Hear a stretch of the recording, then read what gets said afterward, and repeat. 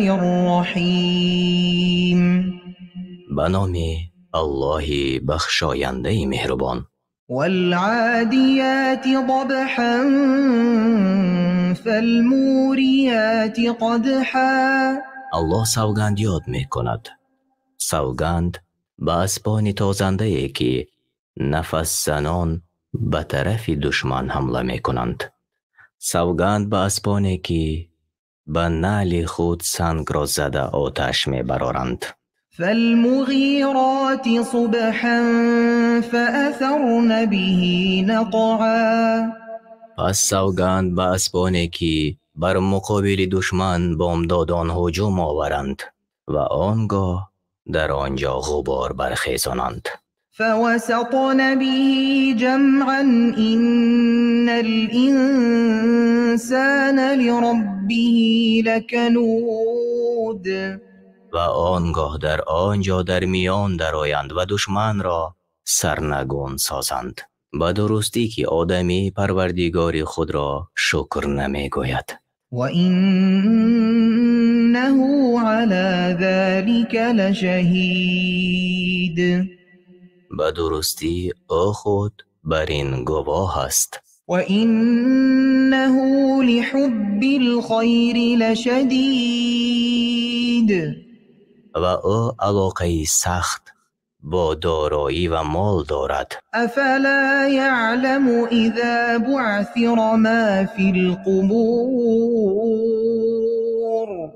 آیا انسانی که مغرور است نمی‌داند الله تعالی مردگان را از گورهایشان برای حساب و جزا بیرون می آورد؟ و حصل ما فی الصدور.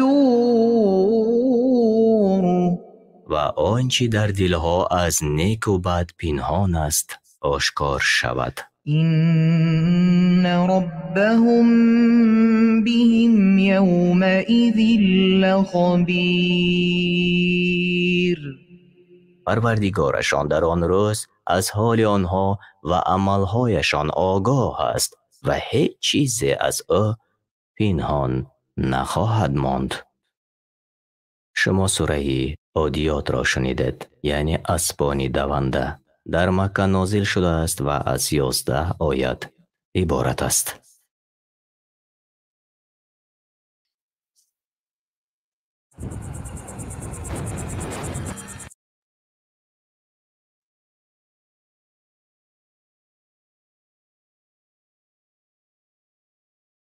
به نام الله بخشاینده و مهربان.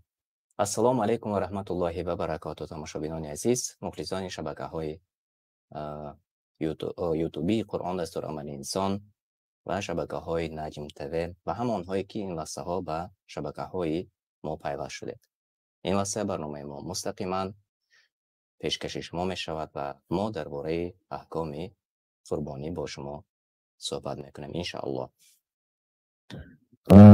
عین حال برنامه های ما در شبکه فیسبوکی و همچنین در شبکه زمان دانستن و قرآن دستور عملی انسان پخش می شود و شما می توانید سوال های خودتان را زیر چتی شبکه یوتیوبی قرآن دستور عملی انسان نوشته کنید، چون اگر سوال ها پیدا شود درباره احکام قربانی انشاءالله بعد سوال های شما جواب خواهیم گفت. و اگر صدا همش خوب می رود در چت ما نوشته کنید و بعد از آن ما انشاءالله آغاز خواهیم کرد.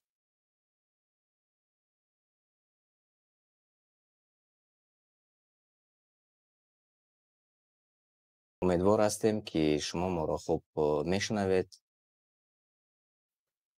و اگر همش خوب است جهت تکنیکی شما زیر چت نوشته کنید.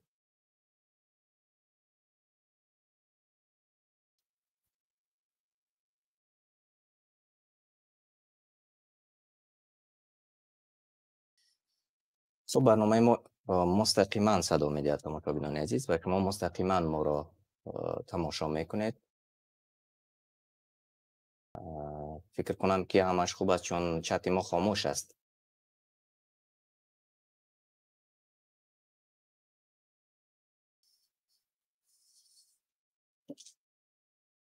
تماشابینان عزیز، امروزه برنامه رو من چون همیشگی باز میخواستم با یادرسی شدن یک حدیث آغاز کنم. از ابو امامه الله از وی راضی باشد روایت شده است که رسول الله صلی الله علیه و سلم فرمود: فضیلت و برتری عالم بر عابد مانند فضیلت من بر پایانترین شماست. و سپس فرمود: امانا الله و فرشتگانش و اهل آسمان و زمین، حتی مر در لانه‌اش و ماهی بر آن که به مردم درس خیر می‌دهد درود می‌فرستاند. اینجا برمی‌آید که قدر و منزلت عالمان، طالب علمان خیلی و خیلی بالا است. از این خاطر ما امروز خواستیم به مهمانی برنامه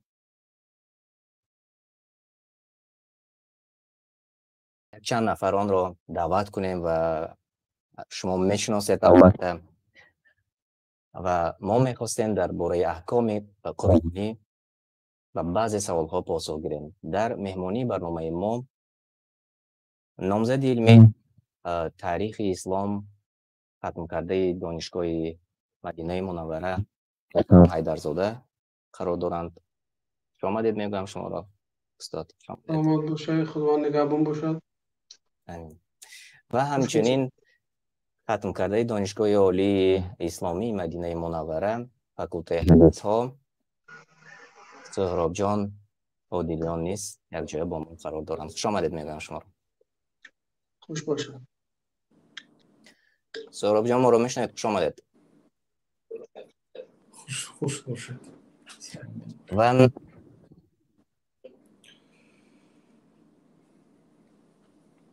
اگر شما آماده باشید بیایید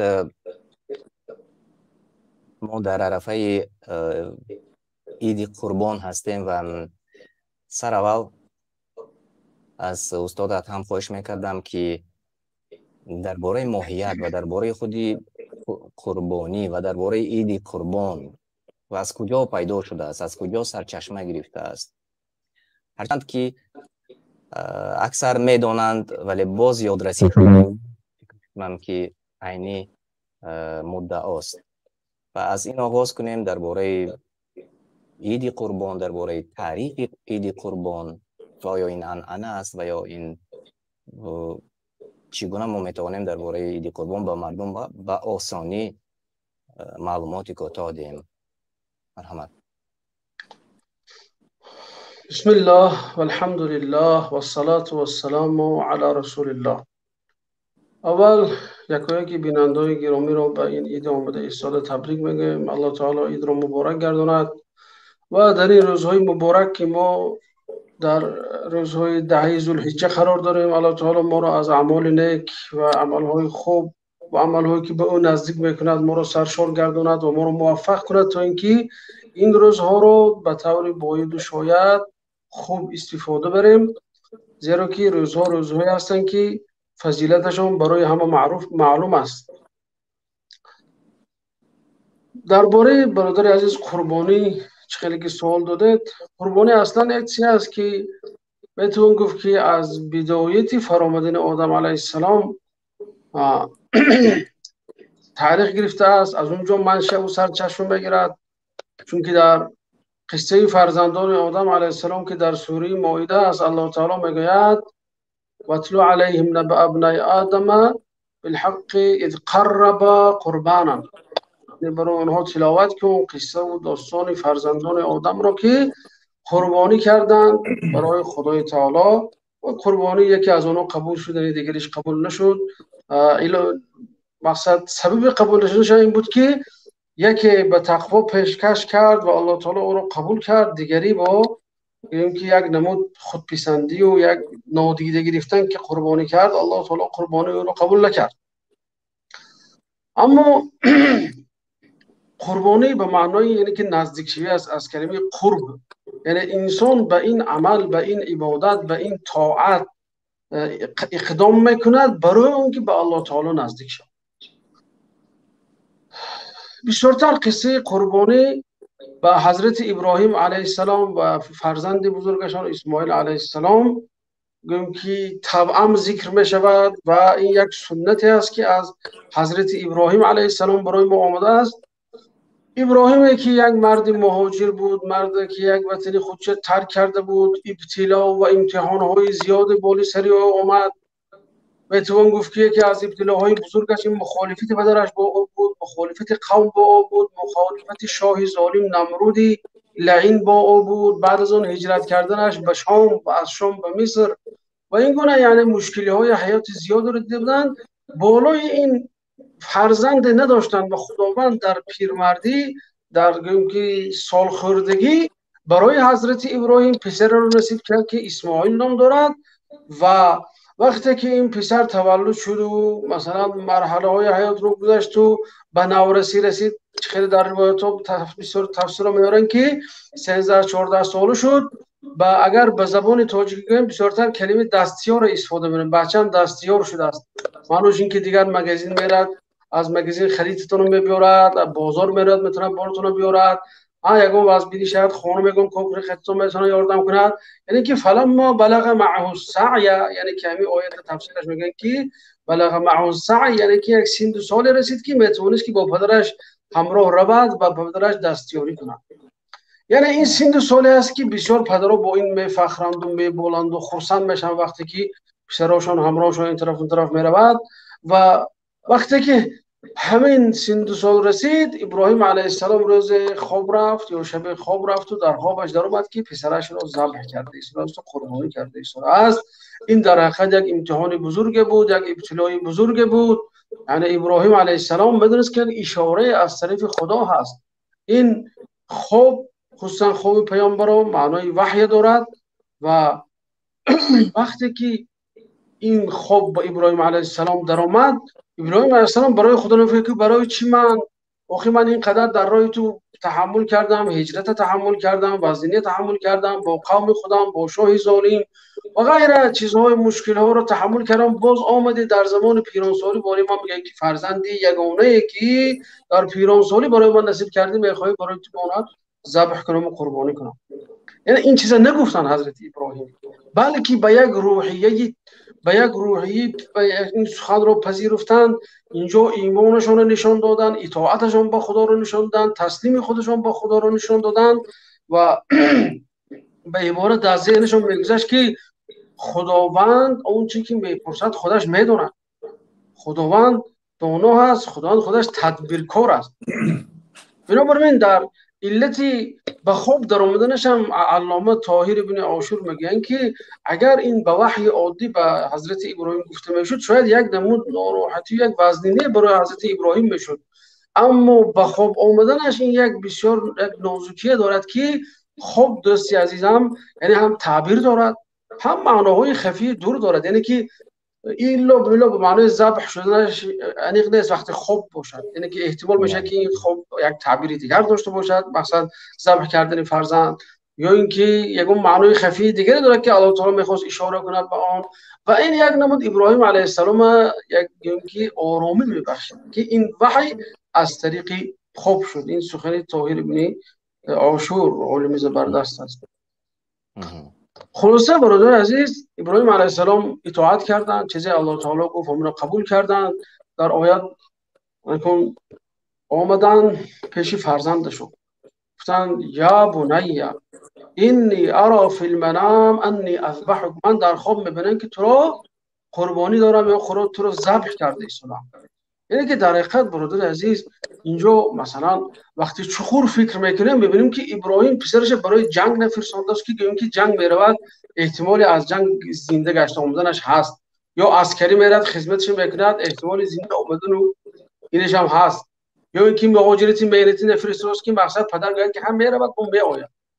اینجا یک تمام چیز دیگر است که یک گویم که چیزی رو پیشنهاد کرده ایستاده است که معناش خیلی معنی عمیق است و خود نقش اساسی رو هم پدر می‌گذارد. نقش اگر این تعبیر اجازه بشه تو قاتل گویم اگر همون ذبح پدر گویم که همین نقش اجرا میکند و پسر در گویم که نقش چی است؟ مقتول است. این یک چیزی وزبین است. این ما میخونیم مثلا آیات تفسیر میخونیم میشنیم قصه های در مسجد میگویند شاید بعضی هم خیلی مروری کرام میگذارد میره که اگر چخور فکر کنیم اینا گفتنش برای بچه اصلا مشکل است از جهت روانی بینیم از جهت تربیوی بینیم اومده مثلا پسر گویی که من خدا امر شده است که ما خوب دیدم نگفت که از خدا امر شده گفت که ما خوب دیدم که تو رو ذبح کرده این که از جهت روانی هم خیلی برای بچه وزین است این چیز هم ابراهیم علیه السلام یعنی که وقتی که پیشنهاد کردن به پسرشون اینجا مثلا میبینیم که بچه اصیل زاده رو میبینیم که چه خیل فرمان خدا رو قبول میکنه و اونا که به داده یعنی که چه خیلی گفتم حضرت ابراهیم گفتن که فرمان خدا از خواست خدا هم بوده از خواست خدا نوری دیده حاجی سر خواست خدا اجرا میکنیم و باید اطاعت و تسلیم ما فراموش نکنیم به فرمان الله تعالی ایمان خودمون رو به همین چیز باید جلوه تیم و پسرشون به همین طرز پیشکش کردن که بچه خودش مجبور حس نکنه اینه به درجه مهربانی پدر میخواستن که بچه امر خدا رو اون طور اجرا کند که خودش خواسته و اطاعت کارانه و تسلیم خودش به امر الله تعالی که آشکار کنه من چرا میگم که این فرمان الله تعالی دوستی عزیز برای اون که اسماعیل گرچند کوده که نورسم بود یا اینکه نورسم بود جوان و نوجوانم بود میدونست که خوب پیامبر این وحی است حضرت ابراهیم هم برای باز ابراهیم که به یک نمود گویم که ابراهیم خودش مجبور حس نکند نگفتن که امر خدا گفتن که خوب است خوب دیدم هم خیلی شد ببینید یک گویم که تربیه و اسلوب چقدر انسان چقدر کودک به ایمان آشنا کردن چقدر در دل کودک در رگ و پیوند کودک ایمان جا کردن حضرت ابراهیم علیه السلام برای ما تعلیم میدن اینجا و اگر اینا کوتاه کنیم استاد اگر کوتاه کنیم و به آخر قصه رسیم چون ما بارها این را مفصل شنیدیم و من امیدوارم که اکثریت آنهایی که ما رو تماشا میکنند آنها نیز شنیدند خب پسرم وقتی که بله فهمو پسرم وقتی که این چیز فهمید برادر وقتی سوال دادن یعنی پسرم یک آداب و اسلوب و یک گویم که مهربانی گشته نشون داد از خودش مثلا وقتی گویم که عکس العمل حضرت ابراهیم ببینیم یعنی که در وقتی که این سوال شد گفتن که یا ابتی یعنی که هم آداب برای رعایت کردن هم گویم که چیز مهربانی است اینجا گفتن که پدر جان مهربانی است آداب است یعنی که اینجا از خودشون یعنی ناراحتی نشان ندادن خودشون این چه خیل میشه تو چه خیل دلت میشه فرزند خودت پیش نه یعنی که پدر جان افعل ما تؤمر هر چی میخواهی یعنی که هر چی امر شدی آن را اجرا کن هر چی یعنی که از طرف خدا میدونستن که این امر از طرف الله تعالی هست برام گفتن که افعل ما تؤمر یعنی هر چی به تو امر شده آن را اجرا کن بعد اون ببین باز من مقصد برادر اینجا کم کم تفصیل در آوردم برای این است که این بعض جزئیاتی هست که ما اینا همچون قصه در اینجا مثلا نقل نکرده است یعنی که از اینجا هم عبرت های و بعضی چارهای تربیویش نقل میکنیم که مثلا حضرت اسماعیل بنگفتن که ستجدونی ان شاء الله من الصابرین یعنی در حالتی تو مرا ان شاء الله از جمله صبور یا انسان‌های صبر کننده خواهی یافت یعنی برید انسان طاقت و صبر و تحمل خودش میدوند بنابراین اسماعیل علیه السلام گفت که من صبر میکنم یا اینکه حاضر بعضی بین جوانا بگن که خودشون این بچه‌ای که پریکلوچین و سیر گشت ناز ببینن یا اینکه حاضر یک چی مادش دیگه از برادر شما مثلا بسیار تا اروپا باسکو مثلا میگه که نیمنوشکا ادرینالینا یعنی که این چیزا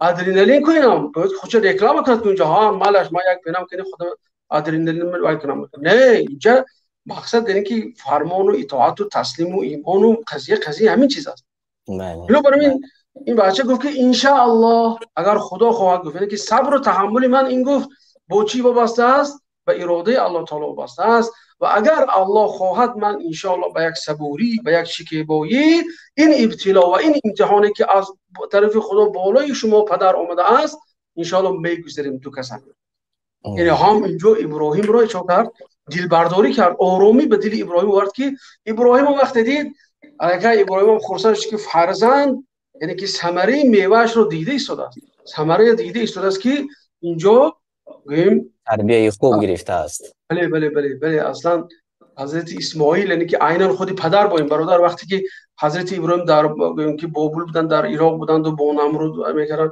همه همین حالت ها گوییم که عیناً با بالای حضرت اسماعیل علیه السلام اومد. اسماعیل علیه السلام هم اینا گذراندن همیشه با خدای تعالی، یعنی که اطاعت خودشون را آشکار کرد.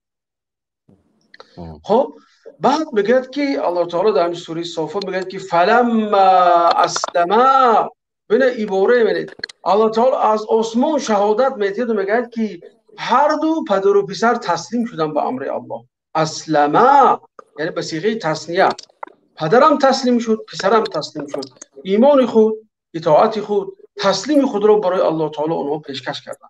و تله للجبین، فرزند وقتی که پیشونیش به زمین گذاشت و دیگر بالایش به کرد بردنی شد، اونجا چی شد برادر عزیز؟ یعنی که یک امتحان واقعی شد. هر چی که ابراهیم در خواب دیده بود اینجا اومد پیش نظرش.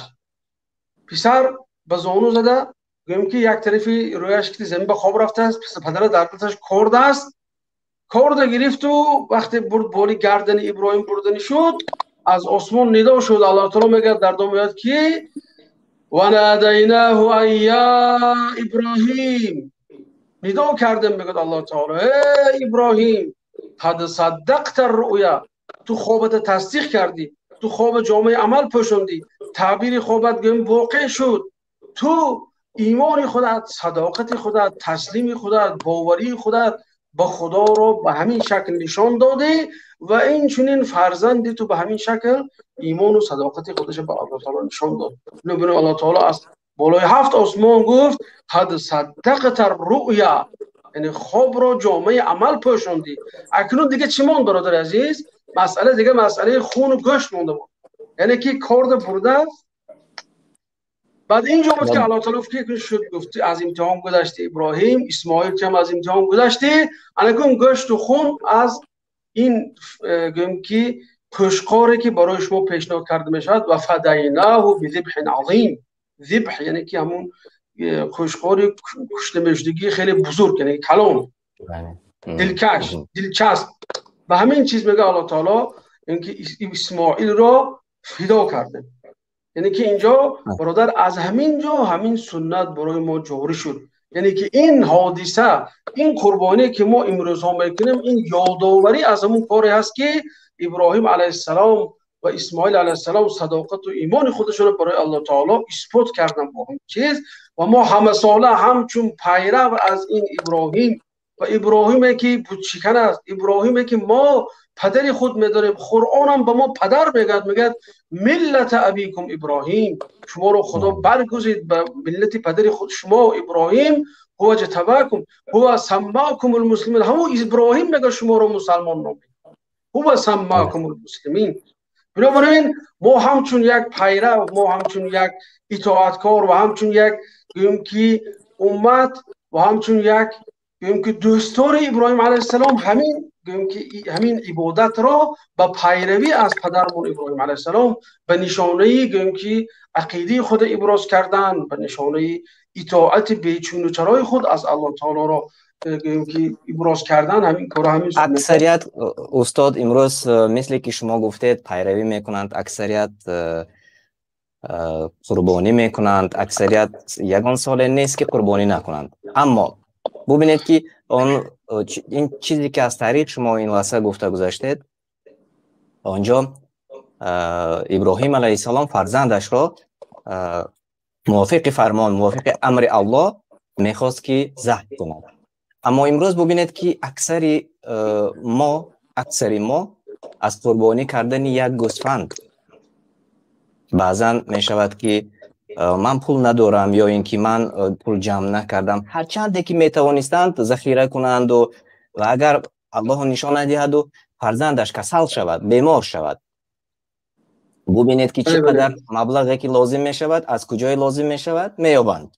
اما وقتی که قربانی هر سال آماده می رسد میگه اگر خیلی توانیم از عهده‌اش برای میکنیم، نباشد دیگر این فرض نیست و میگویند و دیگر خودشان را سریعت فریب میدهند. بله. این فرقیت بین صالحانو мо روز یه آدم برای من سوال داد، خیلی مثلا گپ که اومد میگم سوال داد، من گفتم که خیلی میگو بعضی چیزا که خانه‌ای و به حساب کاری میشد نمیشد، قربانی چه خیلی آدم کرد نجده کو. من گفتم خیلی انسان میشد برای گفتم من طرفای شما چی میگن کون بودم، طرف ما میگه که بخچه میگم، مقصد برای بخچه کودکاشون توی و تیار میکنن گفت دختراشون پسراشون بله برای بله بخچه گفتم 10 تا 20 کوربچه تیار میکنن، دخوفکه میخرن، نمیدونم دیوان میخرن، همه چی پول دارن. همین که عبادت شد دیگه همه بهانه میکنن. ما در یک خانه 4 برادریم، آیا یک قربانی کنیم یا 4 قربانی کنیم، ما در یک خانه فلان هم بیسیم، فهمی که در این مسئله بهانه جویی میکنن. خلاصه من بیایید یک به اکنون یک بله بله به یک چیز دیگر همین به بفرمایید بفرمایید خلاصه میکنم دوستی عزیز، یعنی که خیلی معنای مهم است از این قصه، این است که انسان یعنی که باید خدای خودش رو شناسد که خداوند وقت امتحان میکند، وقت بنده ابتلا میکند، بالای و یگان وزنینه ها میبیارد، این معناش این نیست که خدا میخواهد که بنده آزار تید، بنده میخواهد که اذیت تید و این کار نه، بلکه با این چیز الله تعالی میخواهد که فقط صداقت، اطاعت و تسلیم ما رو فهمد. بین دم قصه ابراهیم دوستی عزیز، وقتی که ابراهیم علیه السلام حال کردن نبرده، وقتی که تصدیق شد ایمان خودشون مثال پیش خداوند نشان دادن، اطاعت خودشون پیش خدا نشان دادن، خداوند به جای بچه‌شون چی آورد؟ ذبح دیگر آورد، یعنی که همون گوسفند آورد. یعنی معناش این است که مسلمان وقتی در وزنی و در امتحان و در ابتلا افتید و صبر کرد و اطاعت کرد و به گفت خدا رفت، حتما الله تعالی وقت صداقت از این بنده احساس کند، چه خیلی که ابراهیم در همین حالت نجات داد فرزندش، عینا همین مسلمان هم به همین شکل از همون امتحان، از همون وزبینی الله تعالی نجات داد. این بله است به اصطلاح، یا به خیلی مختصر هم باشه برادر، عذر بسیار تقریبا شاید تشکر 20 چند زیاد دقیقه شد، الله از شما لیکن راضی باشد خیلی بعضی خیلی جنبه‌های خوب فکری بودین از همون قصه ابراهیم علیه السلام.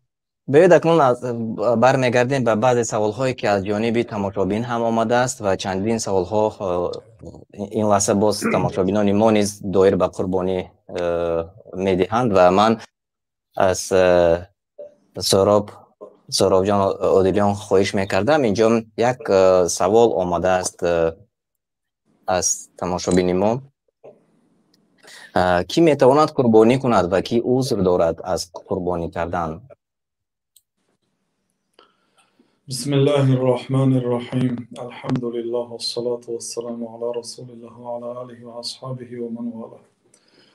اما بعد، طبق حدیثی که ابو هریره رضی الله عنه روایت کردند،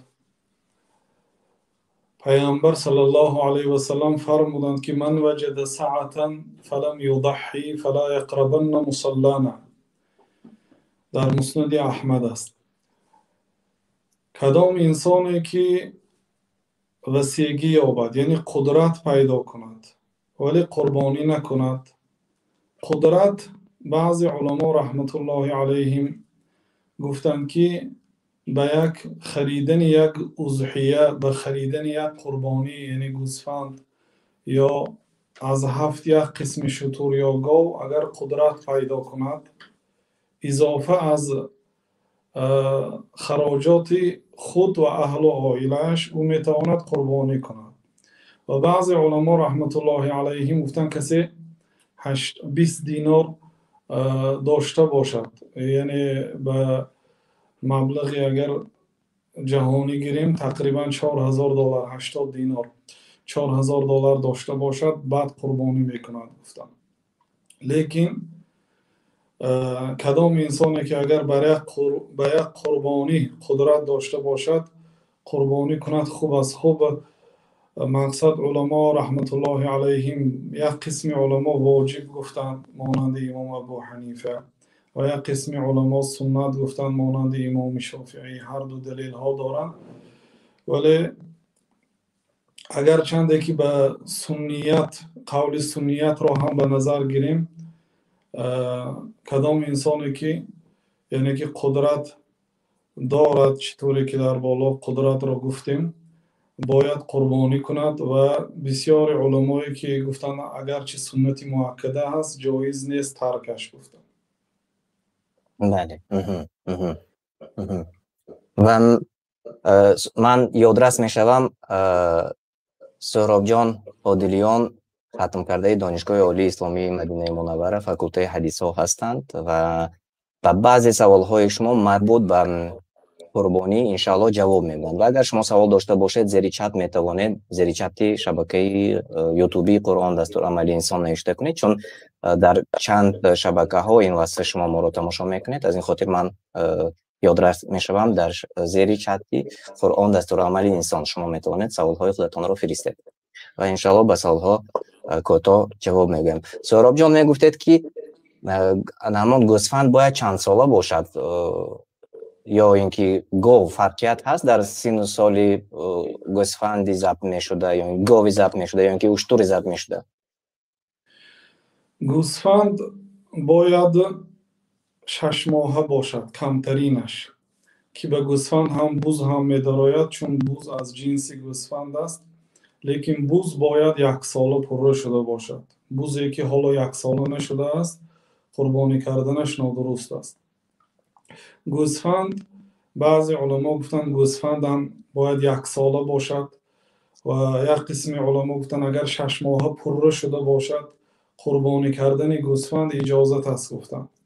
و بعضی علما میگن سبب خلاف این وابسته به چراگاه است. اگر چراگاه گوسفند آب و هوای آنجا خوب باشد غالبا گوسفند در سن 6 ماهگی الکی سزاوار قربانی می شود.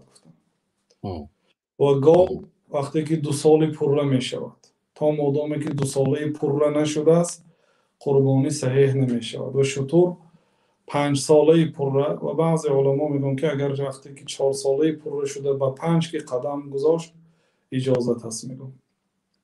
یعنی بین چاروا نیز فرق بوده است، یعنی چاروای کلان باید که سن سالش نیز کلانتر باشد، اما چاروای چارپایان خردتر سن سالی خردتر، یعنی این چنین است. بله. و بیایید درباره کوتاه تا آمدن سوال ها از تماشابینان درباره قربانی های ممنوع کمی صحبت میکردیم، گفته میگذاشتید و بعد از آن به سوال های دیگری که هست اینجا واقعی با آن سوال ها گذاریم. مثلا در جاهای ما حتی من میدونم که وقتی یگان خانه میسازند زیر خانه میروند و یگان چاروا را ضبط میکنند، هیچ نباشد خروس میکشند یا اینکه خرگوش میکشند و نباشد گوسفند ضبط میکنند. آیا همین چیزها درست باشد یا اینکه یا دلیل دارد همین چیزها؟ البته وقتی که الله سبحانه و تعالی پیامبر علیه السلام امت اسلام را به قربانی امر کرد، فصل لربک وانحر، به پروردگارت نماز گذار و قربانی کن، یعنی خالص برای پروردگارت قربانی کن. مفهوم این آیت این است که یعنی بودن شخصیت هایی که به غیر الله قربانی میکردن و یکی از مثال های بزرگ به شرک اکبر این قربانی کردن به غیر الله تعالی که از قدیم الایام مردم به غیر الله به در نزد بت‌ها و هیکل‌ها و هر معبودی که عبادت میکردن برای تقرب، برای نزدیک شدن به آن معبود آنها قربانی میکردن. و این تا زمانهای ما و در جایهای ما هم واقعا آمده است که وقتی که چاه میکابند یا یک عمارت ساختنی میشوند یا خانه نو میخرند یا در راه ها بسیارتر راننده ها مبلغ جمع میکنند یا قربانی میکنند، این همه به خاطر جن هست. یعنی این قربانی به غیر الله هست که پیغمبر علیه السلام در حق چنین شخصیت ها اگر دعا گوییم دعای بد کردند. پیامبر صلی الله علیه وسلم در آن حدیثی که حضرت علی رضی الله عنه روایت کردند گفتند که لعن رسول الله صلی الله علیه وسلم من ذبح لغیر الله، یا در دیگر جا لعن الله من ذبح لغیر الله، الله لعنت کند آن شخصی را که به غیر الله قربانی میکند. کدام شخصی که به عمارت به زیر عمارت قربانی میکند، حتی بعضی انسان ها نمیدونن سبب قربانی را، میگن قاعده اش هست. حتی بعضی ها اعتقاد میکنن که از دینی مقدس اسلام است که وقتی که انسان عمارت میکند یا خانه کهنه را ویران میکند یا یک کار میکند یا یک چاهی میکند باید قربانی کند، این از امر شریعت میدانند، معناش هم نمیدانند که این اصلا به خاطر جن هست که اگر رفت و در همین مکانی که ما عمارت میکنیم یکی اگر در همینجا جن ها تا امروز زندگی داشته باشند، چون وقتی که ما به اینجا عمارت میکنیم ما به حیات آنها به زندگی آنها خلل میرسانیم و آنها در نتیجه به ما ضرر میرسانند. اگر شما مشاهده کرده باشید در بسیاری کشورها خانه های قیمت به نرخ بی‌نهایت ارزان به فروش گذاشته شده است، حتی خریدارها هم از جهت ارزان بودنش میخرند، یک ماه زندگی میکنن و با خانه به فروش میمونن، نمیتونن زندگی کنن از سبب آنکه در آن خانه جنها مسکون است، زندگی میکند، اذیت میتید، مردم میترساند، مردم از بحر آن خانه میبرایند. بنابراین هم از ترس جنها مردم ما هم از قدیم الایام وقتی که عمارت کردن شوند اقلا یک خروس یا یک مرغ میکشند که این کفر محض است، به سبب این عمل از دین خارج میشوند، کافر میشوند. و عجایبیش آن است که وقتی که میگیم که این کار نکنید بیان مقصد خبر میکنن که ما قربانی کردنیم در بدایت عمارت یک روید یک قرآن خوانید، وقتی که میگید که عمل کفر است، این عمل شرک است، میرن دیگر دانلای خبر میکنن و اون کارشون هم میکنن. لیکن چخیلی که در ابتدا شما قید کردید به قربانی که الله تعالی امر کرده است، بعد از این سرکشی میکنند و از این بهانه جویی میکنند. شاید سهراب جان بعضی ها از یعنی ندانستن باشد، شاید اکثر نمیدانند این کار را اجرا میکنند و اگر میدانستند که این به خاطر جین است یا اینکه ناراضگی جینی که اونجا مسکون شده است و با اون فکر میکنم که نمیکنند این کار را. و الحمدلله امروز که شما روشن‌تر کردید این موضوع را، بنیاد یک موضوع وسیع است و من فکر میکنم که انشاءالله روزهای نزدیک درباره همین شرک ها ما و شما میتوانیم باز برنامه های مخصوص کنیم، چون اکثریت از نادانی میکنند. چون من در خاطر دارم که حتی نزدیکان ما نیز در این گونه عمل ها رو بسیار اجرا میکردند. حتی من میدونم که اکثرا در مزار به خاطر مرده ما خوب روند گفته رفته در مزار نیز گوسفند ذبح میکنند یا خور ذبح میکنند و باز آش میکنند و همون گورکا را نیز دعوت میکنند که آش آمده خورید. این گونه عملها خیلی زیاد است در جاهای ما و شاید اصلا از جهالت باشد، از نادانی باشد و انشالله که ما امیدوار هستیم که مثل شما برادران و استادان مردم را میفهمانند، یعنی تا ندانند در همون کار دوامت میکنند و خودتان باز خوبتر میدونید که وقتی دوامت میکنند در کفرشان اگر زیادتی کنند آیت های قرآن است که ضرر بر خودشان میشود. از این خاطر انشاءالله که ما باز در آینده نیست این موضوع ها را یک جای با شما و مثل شما استادان انشاءالله که دوام میدهیم. و سوال دیگر آمده است اگر اجازه دید اینجا سوال دادند که اگر نیتی قربانی گوسفند خریدند و ناگاه گوسفند 2 روز پیش از قربانی مرد، شخصی قربانی میکرده باید چی کند؟ اگر قربانی بعد اینکه تعیین شد، تعیین به معنای همین گوسفند برای قربانی هست گفته، گوسفند را یا اینکه مثلا گاو رو معین کرد، رنگش هستیش را معین کرد و در این صورت اگر دزدیده شود یا تلف یابد یا شکند، علما رحمت الله علیهم گفتند که از گردن او ساقط می شود. و اگر رفت و امکانیت داشته باشد و دیگر قربانی کند، دیگر گوسفند قربانی کند، این بهتر است، برای آنکه اگر چندی که به این گوسفندی که هلاک شد اجر و ثواب میگیرد، لیکن باز در خود قربانی بعضی عملهایی که جناب رسول الله صلی الله علیه وسلم که با دست مبارکشان قربانی کردند و شاهد شدن در وقت قربانی و نام الله تعالی را ذکر کردن و از گوشت آن خوردن و از گوشت آن اهل و عائله و فرزندان و نزدیکان خوردن، دیگر فایده های زیاد باز دارد. اگر چنده که این انسان وظیفه خود را ادا کرد یا اینکه یک مراتبه خرید، اگر این کارها را کرد، البته الله تعالی اجر عظیم میدهد برایش اگر وفات کند.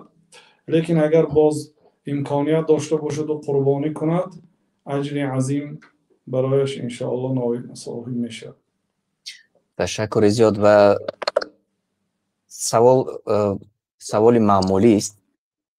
با قصاب، یعنی که اکثر در همه خودشان نمیکشند، چنانکه که شما گفتید رسول الله صلی الله علیه و سلم خودشان ذبح میکردند، اما در جاهای ما معمول است که قصاب را دعوت میکنند برای ذبح قربانی. آیا از مزد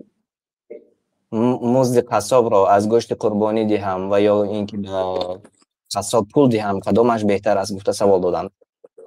در مسئله قربانی و در مسئله هدی که حاجی ها قربانی میکنند در مکه و در مسئله عقیقه که اینا همش برای الله تعالی، برای نزدیک شوی عبادت است، کشته می شود، ذبح می شود. در این حالت ها به قصاب از گوسفند یا از شتر یا از مال ذبح شده یگان چیزی داده نمیشد، بلکه مبلغ داده میشد. پیامبر صلی الله علیه و سلم وقتی که 63 شتر را با دست مبارکشان قربانی کردند، 37 تای دیگر را به حضرت علی رضی الله عنه وکالت کردند و فرمودند که الا نعطی الجزار منه شیئا، به قصاب از این قربانی یگان چیزی را ندهیم. و گفتند که نحن نعطی من عندنا، ما از نزد خودمون میدهیم، یعنی مبلغ میدیم به قصاب. برای آن که وقتی که شما میدهید گویا که شما قربانی را فروختید و فروختن قربانی و عوض کردن قربانی اجازت نیست. حتی پوست آن و مثلا سر و پای آن را به قصاب داده نمیشد مگرم اول مبلغ قصاب را پر را میدهید. قصاب که از آن مبلغی که گرفت راضی شد، اگر خواهید که صدقه کنید بعد صدقه میکنید، لیکن اول اگر صدقه کنید شاید قصاب این چیزها رو به نظر گرفته مبلغی کمتری را گوید که مقصد پوست داد، پا داد، سر داد، بنابراین کمتر گیرم گفته، شاید اینو به نظر میگیرد. در این صورت هم شما با فروختگی حساب میشید. فروختن یگان جزء مال قربانی کرده شده اجازت نیست، بنابراین به قصاب فقط مبلغ داده میشه. اگر کوتاه کرده فرمانیم سهراب جان، چگونه ما باید که به قصاب مبلغ دهیم؟ یعنی که قصاب وقتی که می آید برای ذبح کردن میگوییم که برای مزد کاری که تو ذبح میکنی فلان مقدار است، چون شما گفتید که فروخته نمیشود و فرقیتش خیلی مشکل است. این به عرف مردم به باز میگردد. مثلا در بسیار کشورها وقتی که چرا خبر میکنن قصاب رو، الکی نرخش معین است، میگوید که یک گوسفند فلان سوم است، پیشکی باید یعنی شرطنامه باید داشته باشن، یا میپرسند که مزد شما چند است، بعد وقتی که میگوید میدهند مزد گفته‌اش. بهتر که شرطنامه بر وقت شود. و خوب است. و آینده من نمیدونم انشالله باز چه اضافه کردن همین سوالی برادر، با بعضی قصابا مثلا یا راهی حیله پیش بگیرن، اینا خیلی داملو در ضمن گپشون اشاره به همین چیز کردن از دور که بعضی وقت میگه که مثلا نرخ گاو کشتن گویم که حاضر نرخ گویم 500 سوم باشد، مثلا یک گاو کشتن میگه که خیر من برای تو 300 سوم میکشم لیکن پوست و کلش و پوچکش میگیرم. یعنی این خرید و هم هست یا نمودی عقدی که بین اینسان قربانی میکرده که بین قصاب میشه که نه، البته عقدی باطل است، چون که خیلی گفتیم از عرف باید که این چیزا نرخ و نوای عرف مردم معین بکنن. بله. و به همین شکل اونو میخوان که همین پوست و کلش گیرن، خصوصا اونو که گاو میکشن. یعنی این جایز نیست، فقط مزد کاری برای قصاب دادن. بله.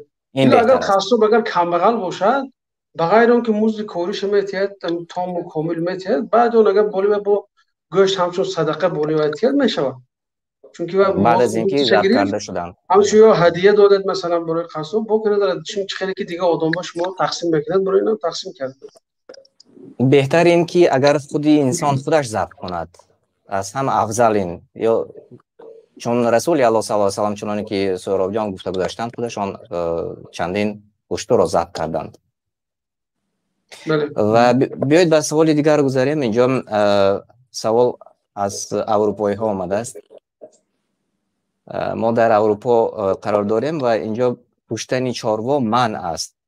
آیا به پدرم پول فرستم از نام من قربانی کنند قبول می شود؟ بله، توکیل یعنی وکالت گرفتن اجازت است. مردم بسیار مهاجری که هستند و اهل و عائله‌شان مثلا در وطن هستند، آنها می توانند یکی از نزدیکانشان، پدرشان یا برادرشان یا دادرشان یا فرزندشان وکیل گیرند، گویند که یک گوسفند میخری از نام اهل و عائله ما قربانی میکنی گفته وکالت میکنن. این جایز است و همین حدیثی که پیامبر صلی الله علیه و سلم حضرت علی را وکالت کردن، علما گفتن که همین وکالت کردن در قربانی همین حدیث اصل است، یعنی دلیل هست. گفتن اینچنین باز دیگر دلیل ها هست. خلاصی کلام اجازت است. خیلی خوب، خیلی خوب. اگر چنین باشد یعنی یگان مشکل نیست با آنهایی که در اروپا قرار دارند. و یک سوال دیگر اینجا آمده رسیده است، به نهایت به نظر من شوق‌آور هم هست. همسایه‌مان گوشت قربانی آورد و گفت که بعد خوردنش استخوان‌ها را برگردانید. علاوه کرد که شکستن استخوان‌ها گنده. این گفته ها یگان دلیل دارد؟ قربانی که روز عید قربانی کرده می شود، الله تعالی با نص صریح در قرآن کریم به خوردن حتی امر کرده است. بنابراین حتی بعضی مذهب‌ها گفتند که خوردن از گوشت قربانی فرض است بناهن ظاهر آیات که الله تعالی امر کرده است فکلوا منها، از قربانی خود بخورید. بنابراین پیامبر صلی الله علیه و سلم از 100 شتری که قربانی کردند از همش یک جزئی بریده به یک دیگ انداختند و شوربا کردند و از آب شوربایش نوشیدند، چون که 100 شتر را از 100 شتر گوشت خوردن امکانیت ندارد، برای همین آب شورباش نوشیدند. چون الله تعالی فکلوا منها، بخورید از آن گفت. امر الله تعالی در قرآن کریم است که از قربانی که میکنید خودتان باید تناول کنید. لیکن شاید اینجا بعضی قربانی ها هست که از آن خوردن ممکن نیست، آنها را در نظر داشته باشند، چون در ایام حج اگر کسی جنایت کند، یگان محظورات احرام اجرا کند، او باید قربانی میکند. کسی یک واجبات من ترک واجبا فعلیه دم. ابن عباس میگوید کسی یک واجب ترک میکند بر ذمه او قربانی واجب میشه. از این قربانی ها خوردن خود صاحب جنایت ممکن نیست. کسی که محظورات احرام در حج اجرا کرد، او باید از همون قربانی که برای فدیه همچون جزا همچون جنایتی کردگیش قربانی کرد از آن باید نخورد. لیکن از هدیش حاجی که حج تمتع میکند میتواند از قربانیش خورد، چون پیامبر اسلام از شترهای خود خوردند. فقط این مخصوصی به همین است و این چون این پیامبر صلی الله علیه و سلم در یک سال از خوردن گوشت قربانی منع کرده بودند. وقتی که صحابه پرسیدن که یا رسول الله سالهای پیش ما از قربانی خود میخوردیم، پوست هاش میگرفتیم، ظرف تیار میکردیم، عموما از قربانی های خود استفاده میبردیم. بعد پیامبر اسلام گفتن که چی شده است که؟ گفتن آخر شما منع کردید. گفتن این منع برای آن که یک گروه مسافرها آمدند و برای آنها کمبغلی و سختی آمده بود، پیامبر اسلام امر کردند که همه قربانی های خود را نخورید و با آنها دهید. گفته انا همینجا نهی آمدگی است. بنابراین بعد آن پیامبر صلی الله علیه و سلم فکلوا، خورید، و اطعموا، طعام دهید به دیگرها، و ادخروا، ذخیره کنید. گفتن بعد اینکه نهی کرده بودن باید اجازت دادن. بنابراین شاید همین نهی ها را در کتاب ها خونده هستند، لیکن امرها را دیگه نخوندگی باشند. شاید چنین باشد، اما در جایی که استخوان بله، مسئله استخوان اینه به عقیقه شاید آمیخته کردگی هستند. در عقیقه بعضی علما گفتگی هستند که اگر استخوانش نشکنی خوب است، گفتگی هستند. این هم یگان نصی صریح از قرآن و از سنت نیست، فقط این تفاعلا، یعنی فعلی نیک کردن که این کودکی که برایش عقیقه می شود اگر استخوانش نشکسته، بطون اگر ما این استخوان‌ها رو گیریم و مثلا دفن کنیم، با این مقصد که همین کودک سالم و با قوت بر کمال رسد. گفته یعنی این یک تفاعل است. شکستن عقیقه هم اجازت است، فقط بعضی ها وقتی که این چیز دونستان یعنی خب دیگر همین قاعدهش هست گفته عمل میکنن. حاضر اما که در شما قرآن چیز نیست. بله، چون اینکه گفتید بعد از این دیگر همه استخوان‌ها را جمع نکنند بعد از عقیقه، یعنی شما گفتید که در قرآن و در سنت این چیز نآمده است. قولی بعضی علما گفته گذاشتند، همین خیلی است سهراب جان. با امام نووی هم چی دارن که یک میگن که در این مسئله یک حدیث نیست، یک روایت صحیح نیست. پیش از این امام مالک رضی الله عنه نیز گفتن که در این باره یک حدیث صحیح نیست. خیلی برادر اشاره کردن این یک بعضی انسان ها از جهتی که مثلا توجیه خود ایرین باید گفتن که اگر خون شکست شد شاید برای حیات کودک اگان خوبی بیاید و همین چیزا گفتن، لیکن گپای بی اساس است. تا تو بعضی علما اینا خرافات میدونن، این چیزا از خرافات ها میگن.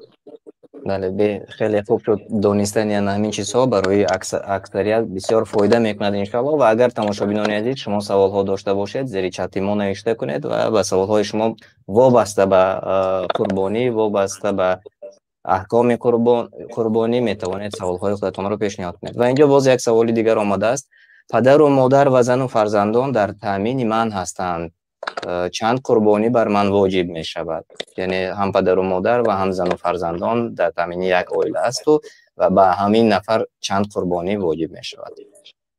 اصل در این مسئله حدیث جناب رسول الله صلی الله علیه و سلم است که ضحى رسول الله صلی الله علیه و سلم بکبشین عظیمین املحین اقرنین. در صحیح بخاری سه صفتی قربانی پیامبر صلی الله علیه و سلم آمده است. یعنی قربانیشان البته غیر آن قربانی که سال دهم در مکه 100 شتر کشتند. این در وقتی که در مدینه بودند پیامبر صلی الله علیه و سلم 2 گوسفند میکشتند. اینجا صفات های همین گوسفند هایی که پیامبر صلی الله علیه و سلم قربانی میکردند 8 صفت در عموم حدیث ها آمده است که کبشین عظیمین اقرنین املحین سمینین ثمینین آمده است. یعنی پیامبر صلی الله علیه و سلم 2 گوسفند نارینه قربانی میکرده، اگر چنده که مدینه هم اجازت است، و 2 گوسفند عظیم جثه قد و قامتاش بلند و فربه و قیمت و رنگش سفید. املح از کلمه نمک گرفته شده، یعنی رنگ سفید یا اینکه رنگ سفید دارد، شاخدار، اگرچه بی شاخ هم اجازت است، و اخته کرده شده که ریشته بند کرده شده هم میگویند. یعنی برای اون که طعم گوشتش با لذت می شود 2 گوسفند می کشتن پیامبر صلی الله علیه و سلم. در یکی آنها می گفتن که بسم الله الله اکبر هذا عن محمد و عن آل محمد. این از نام محمد است و از نام اهل و عائله محمد است صلی الله علیه و سلم. به این 9 زنهایشان تمام عائلهشان فرزنداشان می درآید. و در دومینش می گفتن که هذا عن محمد و عمن لم يضحي من امت محمد صلی الله علیه و سلم. در دومینش می گفتن که از نام محمد است و از نام امتان محمد است، اون شخصیتایی که به قربانی قدرت ندارند. بنابراین کسی قربانی برای کردن قربانی قدرت ندارد، بیچاره است، فقیر است، خاطراش جمع باشد که جناب رسول الله پیغمبر مهربان صلی الله علیه و سلم از نام همه آنها قربانی کردگی هستند. و مربوط به سوال شما، البته انسان اگر پدر و مادرش پیران ساله که در زیر نفقه این باشد و در یک عائله زندگی میکرده باشند، یا مثلا 2 عائله داشته باشد، 2 همسر داشته باشد، یک قربانی به یک عائله کفایه هست. لیکن اگر در یک امارت زندگی کنند یا در یک حوله زندگی کنند و مثلا به قول اصطلاح مردمی دیگاشون جدا باشد، یعنی که مبلغهاشون جدا باشد، عائله هر کس علاهیده طعام پخته باشد، در این صورت هر عائله علاهیده قربانی میکنند.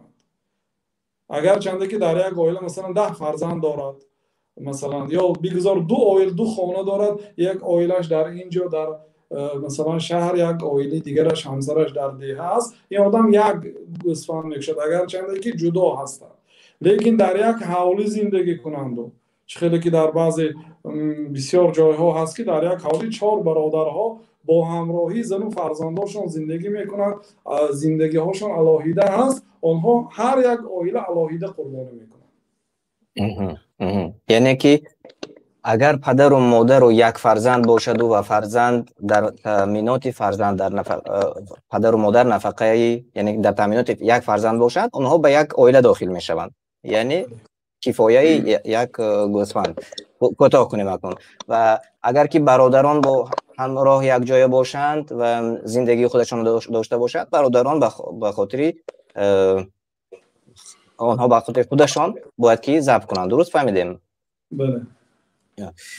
خیلی خوب. و اینجا سوال ها از تماشابینان آمده رسید. من انشالله به سوال ها میگذارم. اینجا باز یک سوال عجیب دیگر نیز آمده رسیده است. اول به اون جواب گویم و بعد از آن به سوال مردم گذاریم.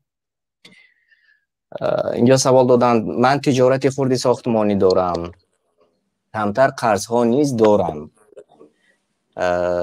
اکنون من فکر میکنم کسی که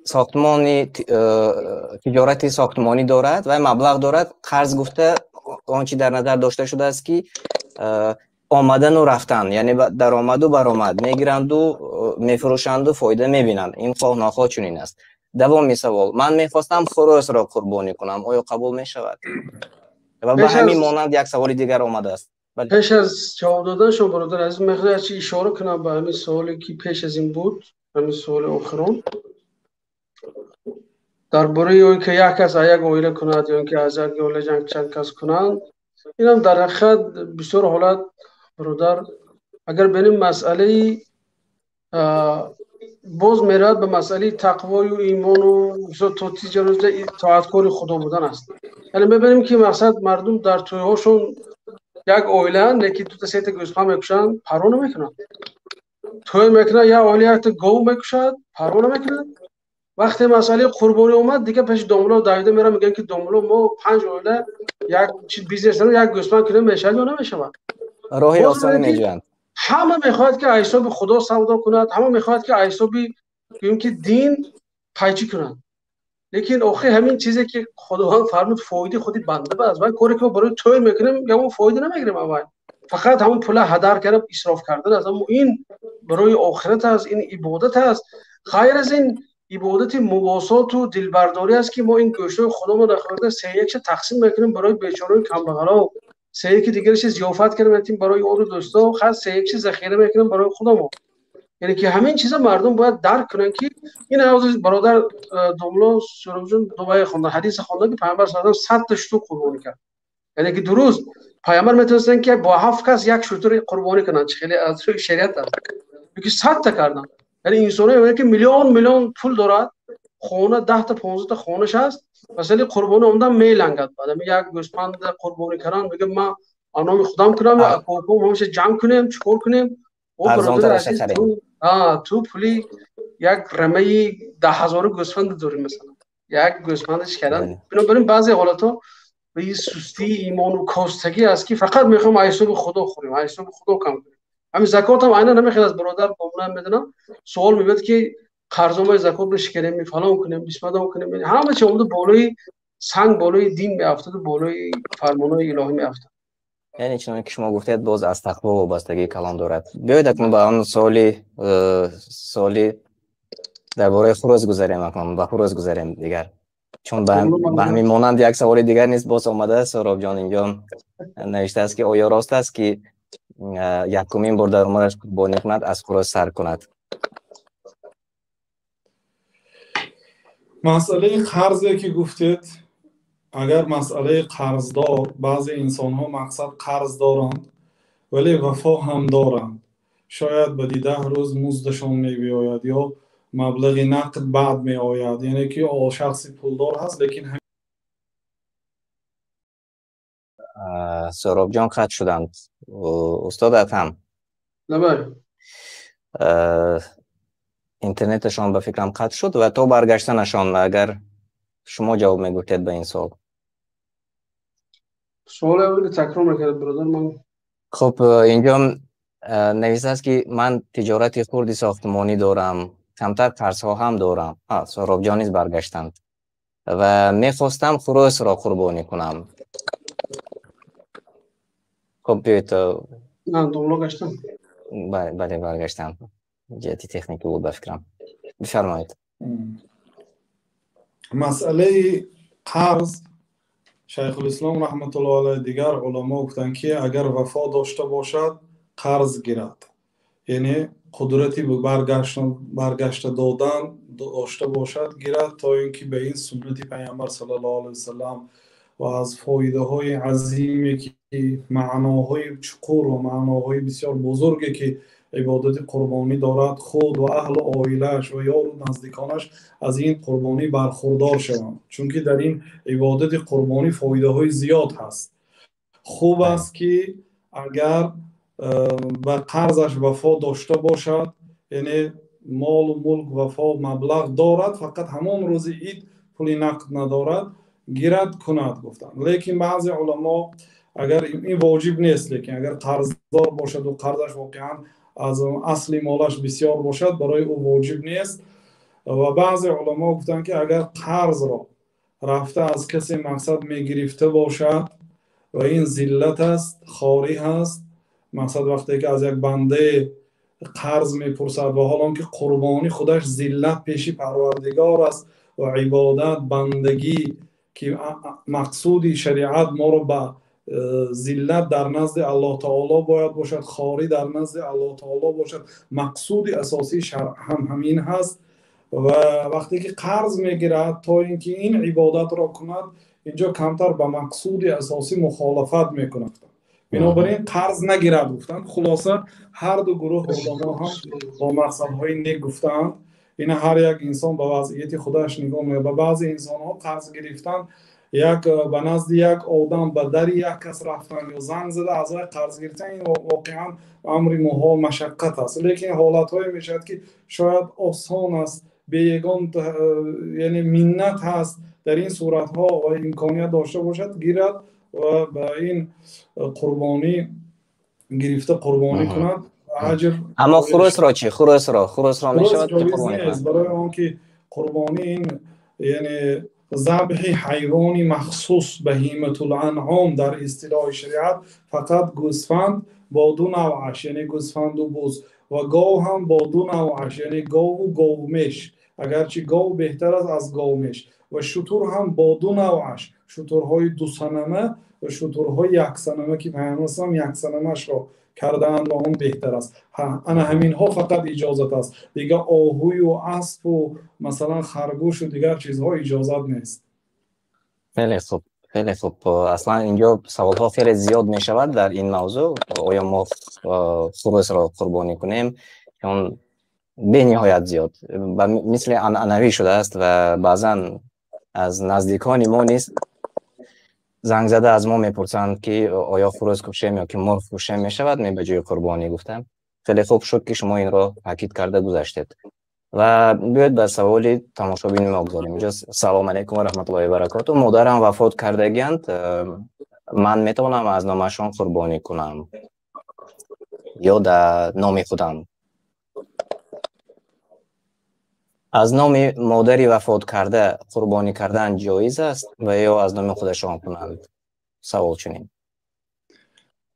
از نام گذشتگان قربانی کردن اجازت است. از نام گذشتگان، این قربانی از نام پدرم، این قربانی از نام مادرم گفته در وقت قربانی، یعنی قربانی یکی از عبادت هایی که صراحتا در وقت نیت لفظ تلفظ کردن اجازت آمدگی است از جانب شریعت، که پیامبر هم این قربانی از نام محمد صلی الله علیه و سلم گفتند.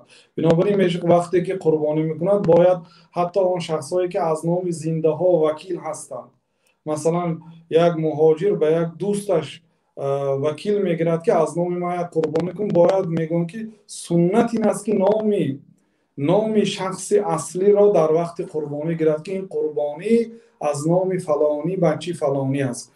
بنابراین وقتی که قربانی هم از نام گذشتگان می شود، از نام پدر بابا مثلا، باید نام آنها را گرفته قربانی کند. و شیخ الاسلام ابن تیمیه رحمت الله علیه میگه که به یگان خلاف ثواب قربانی به مرده در این حالت میرسد، چون که این عبادت مالی هست. عبادت مالی به خلاف ثوابش به گذشتگان میرسد. иншааллоҳ. Ва хуб, шумо яку як бора ба саволи анамин Ислам Каран Азан низ ҷавоб гуфтед, чун ин кас низ пурсиданд ки мо дар Русия ҳастем, оё метавонем маблағ равон кунем ба рафиқамон, то ки аз номи мо қурбонӣ кунанд? бале метавонем. Шумо гуфта гузаштед малака ки мурод нест. Ва дар бораи тақсимоти қурбонӣ, чӣ гуна бояд қурбонӣ тақсим карда шавад? Ва аз ин пеш нест устод Адҳам гуфта гузаштанд дар ин масъала, ва агар ки як бор боз рӯшантар мекардед тақсимоти қурбониро. тақсимоти қурбонӣ ба худи шахси қурбонӣкунанда вобаста аст. агар мақсад баъзе инсонҳо ҳастанд ки шароиташон мақсад ин қадар маблағи бисёр надоранд, лекин бо вуҷуди ҳамин қурбонӣ карданд. бинобар ин онҳо метавонанд аксари қурбониро метавонанд захира кунанд, чунки пайғамбар дар баъзе ҳадисҳо ва дахиру захира ҳам кунетон гуфтанд. метавонад захира кунад, метавонад худаш аз он тановул кунад. хайр, ин суннат аст. ҳатто барои ҳамин ҳам пайғамбар саллаллоҳу алайҳи вассалам намози иди қурбонро барвақттар мехонданд, ки то ин ки мардум ки ба намози қурбонӣ суннат аст ки бо даҳони рӯза ояд, то ин ки ба хилофи иди фитри рамазон, ба намози иди фитр шумо як чизи ширинӣ хӯрда меред ба намоз, чунки то имрӯз рӯза будед. ва ба ибодати ба намози қурбонӣ бо даҳони рӯза меред, то ин ки он рӯз бо қурбонии худ ифтор кунад. яъне намозам барвақттар хонанд имомҳо бо баробари даромадани вақт, ба хилофи намози иди рамазон ки бояд таъхир кунанд, то ин ки мардум садақаи фитри худро дода тавонанд ва имконият пайдо карда садақаҳои худро адо карда баъд ба намоз биёянд ва намози иди қурбонро барвақттар гирифтанд, то ин ки барвақттар рафта қурбонӣ кунанду аз қурбонии худ даҳон кушоянд. вақте ки аз қурбонии худ мехӯранд, худашон, аҳлу оилашон, наздиконашон, аллоҳ таоло фаатъимул баъисал фақир, ба шахси фақир қурбон садақа кунед гуфт. инчунин ба шахси ки мақсад фақир нест, ёру дӯст наздик ки он ҳоҷати ба садақа надорад, ба онҳо ҳадия ҳам карда мешавад. яъне дар қурбонӣ ҳадия, садақа ҳамаш ҷоиз аст. яъне метавонад қурбониро ба се тақсим кунад ки дар ҳадисҳо омадааст, ки захира кунад ва ҳадия кунад як қисмашро ва як қисмашро садақа кунад. садақа ба камбағалҳо, ҳадия ба ёру дӯстҳое ки онҳо мақсад камбағал нестанд, ва захира барои худашон. ина ба худи шахси қурбонӣкунанда вобаста аст. метавонад мақсад аксари онро қурбонӣ кунад, метавонад баробарӣ тақсим кунад, метавонад аксари худаш қурбониро ба худаш гираду камтарашро ба дигарҳо диҳад. ин ба ҳоли худаш ҳавола ҳаст, ба шароити бо ба қавле ки ба вобастагӣ ба тақво ва ба имон аст боқӣ мондааш. ва хуб, инҷо бениҳоят саволи хуб омадааст. Абдураҳмонов Муҳаммад Тоҳир мегӯянд ки гӯштҳояшон доштагӣ набошад, нуқсондор намешавад, ё ин ки ахта мешавад. савол доданд, яъне гӯшти мол набурида бошад, манзурашон фикр мекунам, ва ё ахта шуда низ қурбонӣ мешавад. ахта шуда чӣ хеле ки гуфтем, пайғамбар саллаллоҳу алайҳи вассалам ахта шударо мекарданд ва ин далолат ба ҷоиз будани ахта кардани ҳайвонҳо мекунад. чун агар ҷоиз намешуд, пайғамбар саллаллоҳу алайҳи вассалам аз ин гуна ҳайвонҳо намехариданд, чун ин гӯшти ҳайвонро болаззат мекунад. ва дар масъалаи гӯшро буридан ё пош шикаста, ин албатта сифатҳои нақс бояд дар ҳайвон дида нашавад. мақсад чашмаш бемор набошад, пойҳо ё дастҳояш шикаста набошад, ё нуқс надошта бошад, инчунин пиронсоли бад набошад, мақсад девона набошад. ҳамин гуна агар гӯшаш бурида бошад, аз сеяк камтар бошад, фақат бурида дар ҷояш бурида бошад, бурида гирифта набошад, иҷозат медиҳанд ба шарте ки аз сеяк кам бошад. яъне 20% гӯшаш агар ҳамту бурида бошад иҷозат аст, лекин аз ин зиёд бошад мамнӯъ аст қурбонӣ кардани чунин ҳайвон. агар илова дошта бошед устодат ҳам. бале, ҳамин чиз илова кардем дам ки як ҷумла гуфтем. شریعت مقصد وقتی همین چیز برای ما شرع کرد، سنت کرد و واجب کرد، هدف از همین قربانی از گوسفند یا مالی که قربانی بشود دلکش دلچسب باشد. مقصد اون دوست داشته چهل خودش باشد، باشد. بله چهل باشد، نشکسته باشد، چشمش این نباشد یا بعض مغزش چی نباشد. میگن مقصد چی؟ یعنی که گوسفند دلکش باشد. هم دیده دلتون گم که جذب است. چی میگم به توجه که دل آدم یعنی که گرم شود ما- دیده با چیزا. بله بنابراین یعنی یعنی که عیب و نقصان ظاهری که آدم دیده آدم کم کم دلش وای میکنه، ولی شریعت واسه نمیخواد.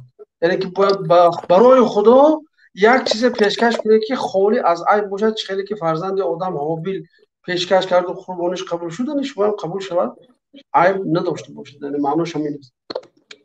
بله خیلی خوب گفته گذاشتید. و اینجا اینجا سوال باز آمده رسیده است. همون یک چیز رو ما گفتیم و مردم شاید خطا میفهمند. اینجا برای همین خطا نشدنش خواهش میکردم استادان شما را مبلغ روان کنیم برای قربانی کردن آیا جایز است گفته پرسیدند. یعنی که پول فرستند برای قربانی کردن. البته وقتی که مبلغ میفرستانند باید با همون مبلغ قربانی خرند، لیکن این نه که فقط همون مبلغ گیرند و خیر کنند. برای آنکه قربانی کردن اگر چنده که به مردم از آن گوشش ندهد هم ثوابش عظیمتر است از خود مبلغ آن تقسیم کردن. مبلغ فرستانند به یک شخص وکیل خود، به یک دادار یا دوست خود، تا اینکه به آن مبلغ قربانی خرند، مال خرند و آن را روز عید بعد نماز عید قربانی کنند از من همین کس. همین گونه سوال ها سال گذشته نیز در برنامه ما خیلی زیاد بود و تا حال مردم باز همین، یعنی که یک نمود سوال همون سوال ها است. و خب اینجا من نمیفهمم چی منظورشان. شاید باز بهتر من میخونم، عیناً میخونم این سوال را. نوشته کردند که السلام علیکم، یک سوال: روای ویس خریدن درست است؟ گفته سوال دادند. اکنون چی رو در نظر دارند؟ شاید یعنی علاقه ضبط شده رو در نظر داشته باشند. می الله عالم. و اگر شما دانید مرحمت جواب میگفتید. مال قربانی رو ژوای ویس خریدن درست است؟ سوالشون.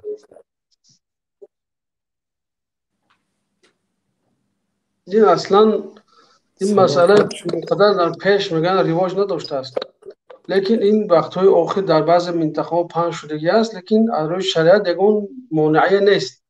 مثلا بعض جا هستن که درست مثلا میگه که همین گوسفند زنده 80 کیلو است، تقریبا 40 کیلو گوشت میکنه یا 43 کیلو گوشت میکنه. بعد سودا میکنند همون نرخش که میگیرن با پوی زندهش گوسفنده. از روی شریعت یگان مانعی نیست برای این نمود. لیکن بعضی ها حضور خیلی استفاده بردن. برای منم یک سه چهار روز پیش سوال آمده بود که آیا گوسفند گریم با مثلا که با صاحب گوسفند گپ میزنن، میگن که ما گوسفند میکشیم چند کیلو کرد با پول گوشت میدیم. این حالتش ممکن نیست. این حالتی ناممکن است، چون که باز میگم که هم مسئله با مسئله شهر است. یعنی که برای خدا شده انسان نمیخواد که یک کیلو پول گوشت زاییتی تیاد، دو کیلو زاییتی دادن میلنگن. یعنی میگن که میکشیم چند کیلو شد به همه میگیره. اینا میگن نمود چی بگم بخیلی نسبت خدا هست، بخیلی نسبت عبادت هست، بخیلی نسبت مثلا کار نیک است. بگذار خیر گوشت 40 کیلو راسته نیست 35 شد، لیکن 5 کیلو برای تو ثواب ماند. این مثلا برای خدا کاری، برای رضایت خدا کاری است، نه اینکه یک چیزی بگیم که انشالله این به فکرم آهسته آهسته با مرور زمان آمده میرسد. یعنی که بله ما امید میکنیم و دعا میکنیم از الله سبحانه و تعالی، چون که مردم شاید که آمادگیشان کمی ضعیفتر باشد و اکثریت در نظر دارم.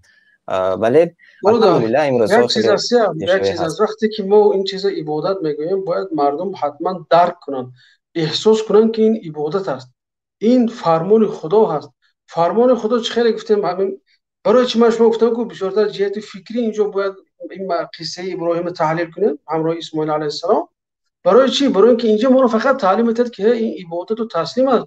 ابراهیم راضی شد بچه خودش برات تو یک گوسفند نمیتونی برده مثلا برای خدای خودت قربانی کنی، تو نمیتونی یک گاو قربانی کنی. یعنی همین خیلی اشاره ها هست در قرآن. یا اینکه همین یک وقتی که سوره حج میبینیم، وقتی که درباره قربانی گام مثلا میگه که و یذکر اسم الله فی ایام معلومات، یعنی که همونطور ببینیم که اینجا از خودی قربانی کردن و از خودی خون گوسفند ریزاندن و همین چیزا دیدن بسیارتر نام خدا رو گرفتن بسیارتر تشویق میشود. بسیار چیز مهم است، ولی که نام خدا رو در این بین در فضیلت دهه ذوالحجه میگه ایام تشریق شما نماز رو تکبیر میگوید الله اکبر الله اکبر بعد نماز فرضی. چرا؟ این یعنی که بزرگ به خدا رو با بزرگی یاد کردن، خدایی که بابای ما این عبادت بزرگ شرع کرد او رو همیشه به یاد گرفتن است و در هنگام ذبح هم نام او رو آوردن به همین معنا است که عبادت احساس کنیم این یک گوشت عادی نیست، این یک گوسفند عادی، این عبادت است، این بندگی هست. به این ما خدا رو پرستش میکنیم، به خدا نزدیک بشویم. بنابراین وقتی قضیه نزدیک شوی به خدا باشد آخه بهترین مال تو برو تو میتوانی تو قدرت داری گوسفندی گویم که فر بهترش گیر که از باید بسیارتر آدم استفاده بره. هدف شریعت این شریعت همین است از این عبادت بزرگ. اینجا سوالی دیگر آمده است دوستان، شخصانی که شرایط قربانی کردن دارند ولی نمیکنند، شریعت به این گروه انسان ها چی میگوید؟ بناهن به قولی که قربانی واجب است گناهکار میشود، چون که پیامبر صلی الله علیه و سلم گفتند که من وجد ساعتا فلم یضحی فلا یقربن مساجدنا، کسی که امکانیت قربانی کردن دارد و قربانی نمیکند به مسجدهای ما نزدیکی نکند. گفتند اشاره به نماز عید است، به نماز عید نبیاد، یعنی این یک نوع وعید است. این حدیث امام حاکم گفتند که این طبق شرط بخاری و مسلم است، ولیکن آنها در صحیح بخاری و مسلم روایت نکردند و ذهبی صحیح گفتند و بعضی علما حسن گفتند. بنابر همین هم بعضی علما همچون تکیه به همین حدیث قربانی را واجب دانستند، یعنی کسی که قدرت داشته باشد و نمی کند گناهکار می شود. خیلی خوب تاکید کردید. بعضی ها بهانه جویی می کنند و البته که چون که استاد ادهم نیز گفته گذاشتند از این پیش، بهانه برای فریبی، اول اینکه فریبی خودشان و بعدا فریبی الله می کنند، یعنی که اوخی من شرایطم کمتر از امروز، بیزنس هم اینقدر خوب نیست، امروز سودا کمتر شد و پگاه شاید زیادتر شد انشاءالله میکنم گفته، دیگر به خود فریبی کرده. یعنی انشاءالله که آینده امیدوار هستیم که این اصلاح می شود. یک سوال دیگر اینجا آمده است درباره تقسیمات ما گفته گذاشتیم، اما درباره چند نفر چگونه مال را تقسیم میکند نگفتیم. اینجا نیست. از یکی از تماشابین ما سوال آمده است که آیا 3-4 نفر پول پرداخته یک جای قربانی کنند درست است؟ سوال دادند. اگر مسئله گاو کشتنی باشند اجازت است که 7 نفر به یک مبلغ جمع کرده یک گاو میخرن و به 7 نفر تقسیم میکنن یا شتر. لیکن گوسفند را 2 نفر 3 نفر همراه شده مبلغ پرداخته چی کردنشان جایز نیست، برای اینکه گوسفند از نام یک عائله است. لیکن گاو را مثلا 7 نفر جمع نشد فرض کردیم، 3 نفر یا 4 نفر جمع شدند و گاو خریده از نام 7 نفر، لیکن آنها خودشان 4 نفر هستند، میتونن گاو را ضبط کنند. فقط 8 نفر نمیشه. تقسیماتش رو نیست مثل که شما گفته گذاشتید 3 تقسیم میکنند و هر یک نفر از حصه خودشان از همون 3 تقسیم کرده خودشان، یک قسمتی دیگه قسمتش رو به خودشان و اهل بیتشان و یک قسمتش رو به محتاجان و یک قسمتش رو به مهمانان وقتی اگر آمدن تناول میدهند. همین خیلی درست؟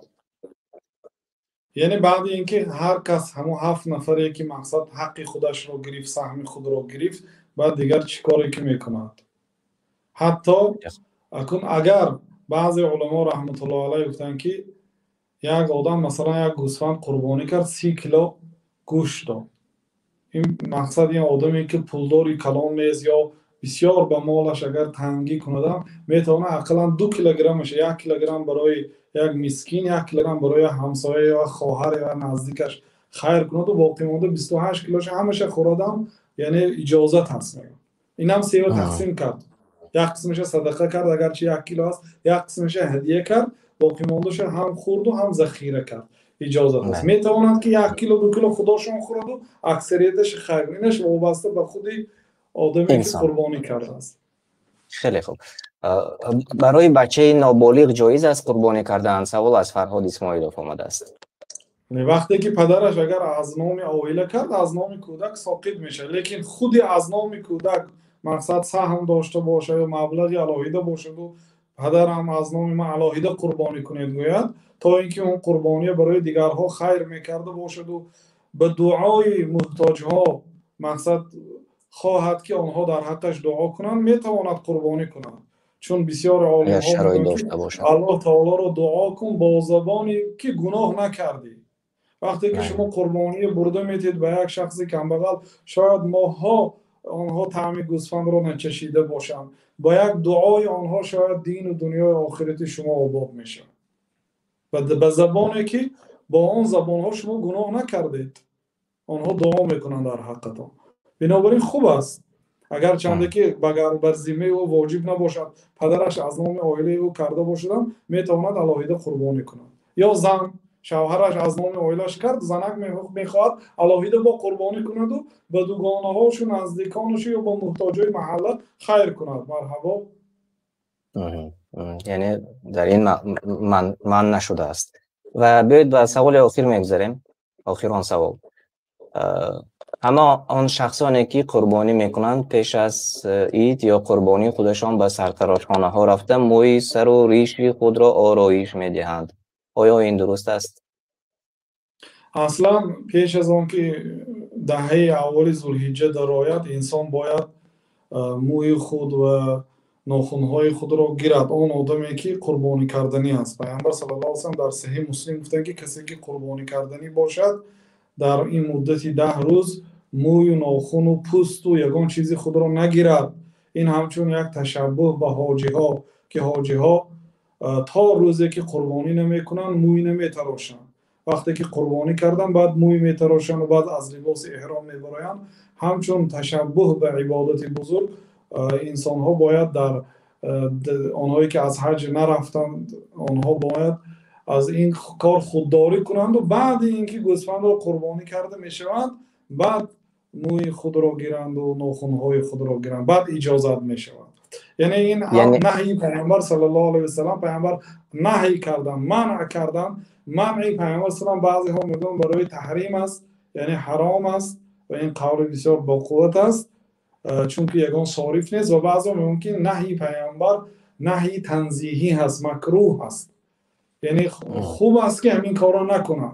رفت و کنن هم یگان فدیه یگان جریمه واجب نمیشد، لیکن گناهکار میشن. میگن اونهایی که معنی پیغمبر صلی الله علیه و سلم به حرام بودن معنی داد کردن. چون اصلا پیغمبر صلی الله تعالی وقتی که منع کرد المنع للتحریم، قاعده اصولی است. منع شریعت دلالت به حرام بودن میکند، مگرم اگر یگان صارف باشد یگان صرف کننده باشد که منع شریعت به منع مکروهیت، یعنی نکنی خوب هست نکن همین کاره، لیکن نکنی خوب هست، به همین مکروهی تنزیهی مکروه اگر تفسیر کنند در این صورت گناهکار نمیشه.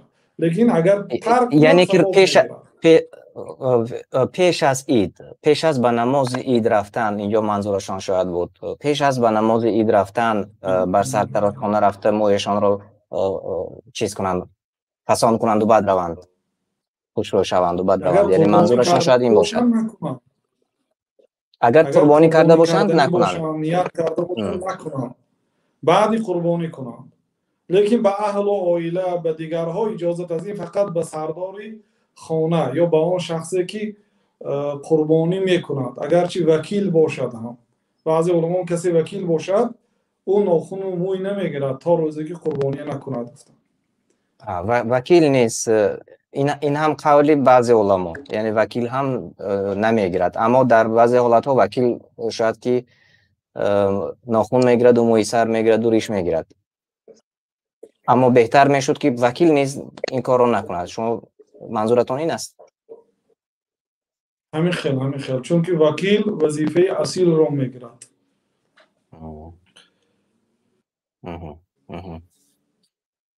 نگفتید که قربانی رو پیش از نماز عید میکنند یا اینکه بعد از خواندن نماز عید؟ ذبح را صدا قطع شد، شاید تکرار میکنید سوال. ذبح چاروا پیش از خواندن نماز عید یا اینکه بعد از خواندن نماز عید می شود؟ ذبح چاروا چاروا البته بعد نماز میشه. پیامبر صلی الله علیه و سلم گفتن که من ذبح قبل الصلاه فلیذبح مکانها اخرى.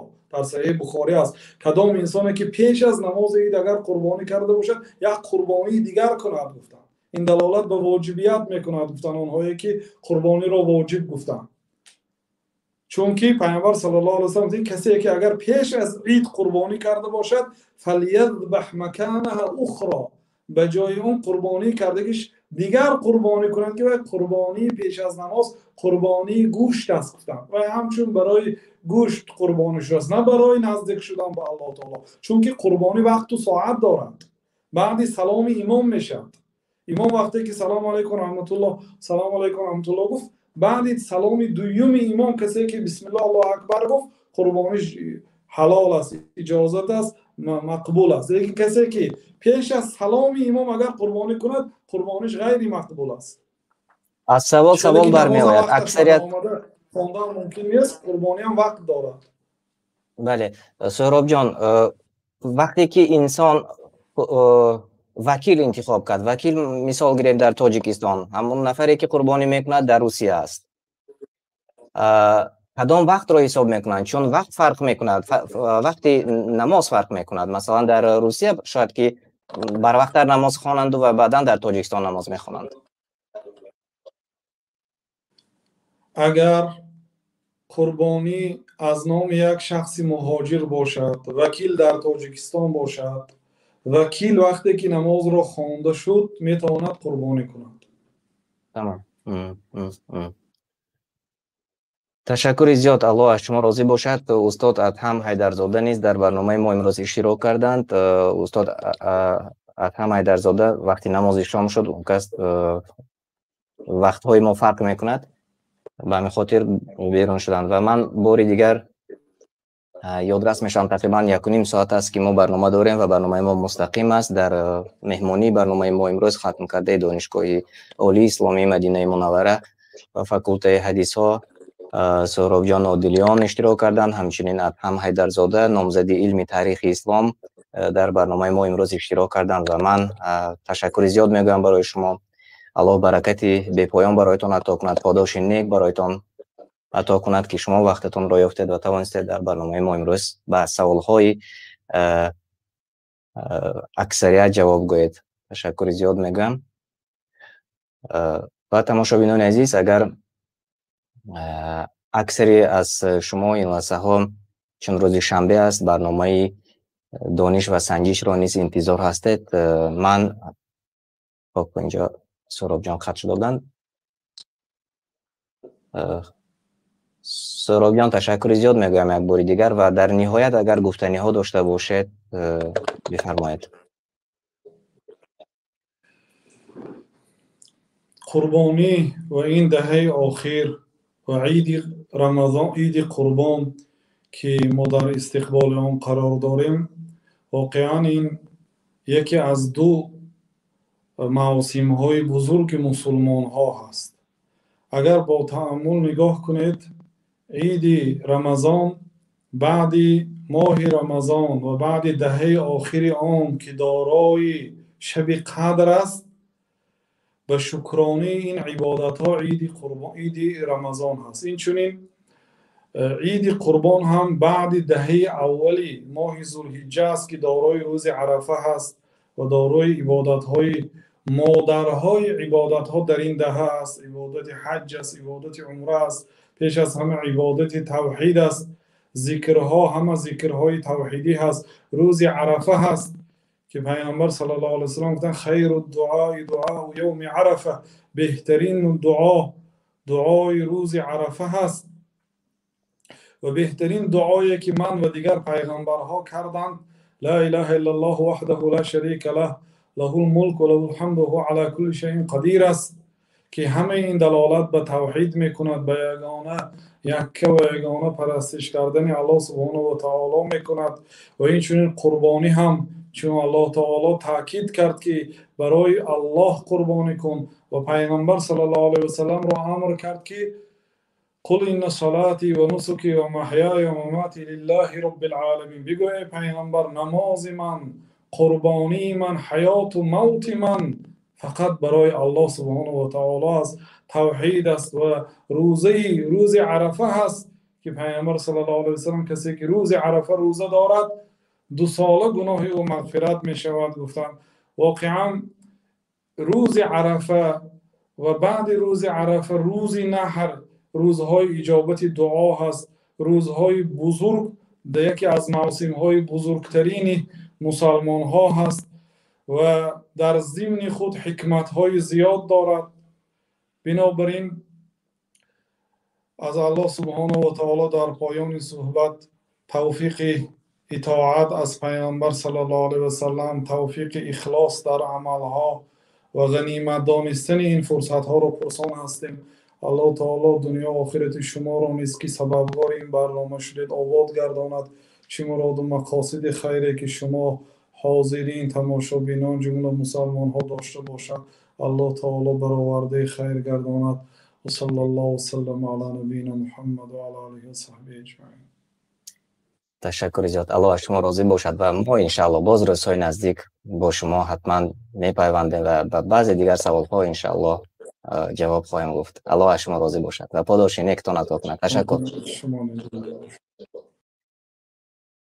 و خب تماشابینان عزیز، ما حاضر یک مرتبه ختم میکنیم برنامه رو. من اینطورش ختم میکنم و بعد از آن به طور اتوماتیکی و طور تستی برنامه دانش و سنجش رو پیشنهاد شما میکنم و تقریبا شاید 1 ساعت دوام میکند.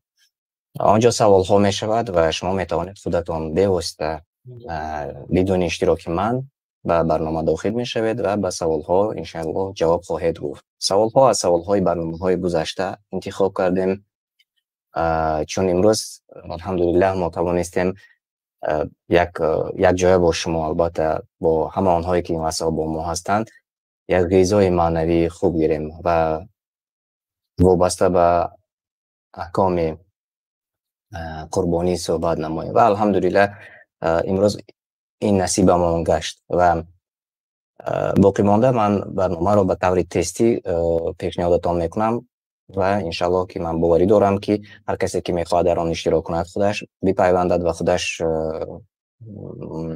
گیم پین معلوم میشود، گیم پین و نیک نیم نوشته کنید و داخل شود در برنامه انشالله اشتراک کنید. بار دیگر تاکید میکنم پیش از آن که آغاز شود من یک بار قطع میکنم و بعد از آن انشالله دوباره افیری مستقیم میشود و افیر